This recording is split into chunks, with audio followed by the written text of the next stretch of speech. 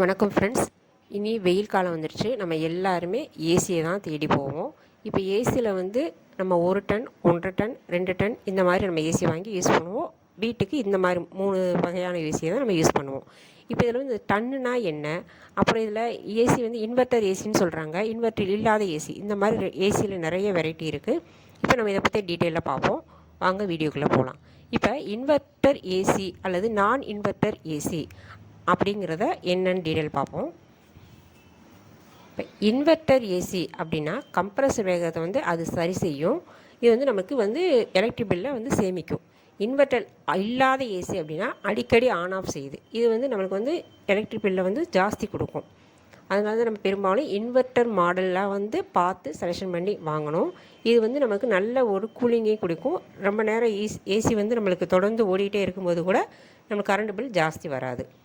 அடுத்து ஸ்ப்ளிட்டு, அப்புறம் window AC. இதில் எது பெஸ்ட்டு அப்படிங்கிறத பார்க்கலாம். ஸ்ப்ளிட் ஏசி வந்து நல்லா இருக்கும், அதிக சத்தத்தை கொடுக்காது. அது வந்து நம்மளுடைய படுக்கை ரூமுக்கு இந்த மாதிரி ரூமுகளுக்கு வந்து நல்லதாக இருக்கும். அதே வந்து விண்டோ ஏசி வந்து ரேட் வந்து கம்மியாக இருக்கும், ஆனால் சத்தம் கொடுக்கும். ஆனால் பட்ஜெட் பார்க்கும்போது கம்மியாக இருக்கும். சின்ன அறைகளுக்கு விண்டோ ஏசி வந்து, சொந்த வீட்டுக்கு அப்படின்னா பெரும்பாலும் ஸ்ப்ளிட் ஏசி வந்து நல்ல ஒரு செலெக்ஷனாகவே இருக்கும்.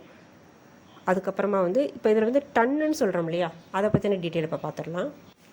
பொதுவாக நம்ம வந்து டன்னுன்னு எதை சொல்லுவோம் அப்படின்னா, ரொம்ப வெயிட்டாக இருக்கிறத, கிலோவையும் தாண்டி அதிகமான வெயிட் இருக்கிறத வந்து நம்ம டன்னு அப்படின்னு சொல்லுவோம். ஆனால் நம்ம வீட்டுக்கு போடுற அளவை பொறுத்து 1 டன் 1.5 டன் 2 டன் அப்படிங்கிற அளவில் நம்ம வாங்கிட்டு இருக்கோம். இப்போ வந்து ஏசியில் டன்னா என்னென்னா, இது நிறைய பேருக்கு அதுக்கு என்ன அப்படிங்கிற அர்த்தம் தெரியாது. இதனோட உண்மையான அர்த்தம் வந்து ஏசியை பொறுத்தவரை டன்னு என்பது அது வந்து வெளியேற்றக்கூடிய வெப்பத்தின் அளவை குறிக்கக்கூடியதான் டன்னு.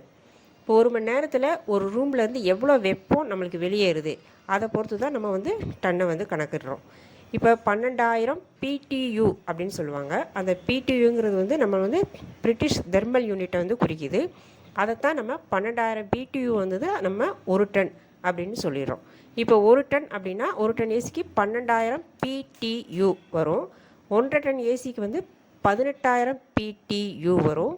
அதே போல் 2 டன் ஏசிங்கிறது 24,000 PTU.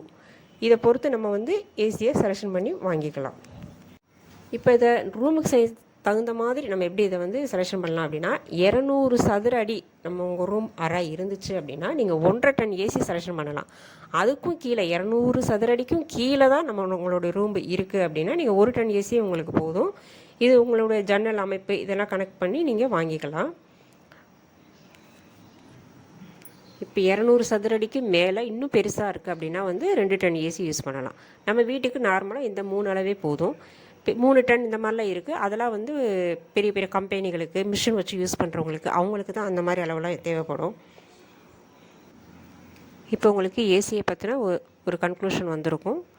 இந்த மாதிரி நீங்கள் ஏசி வாங்கும்போது அதனுடைய டன் கணக்கு பார்க்கணும்.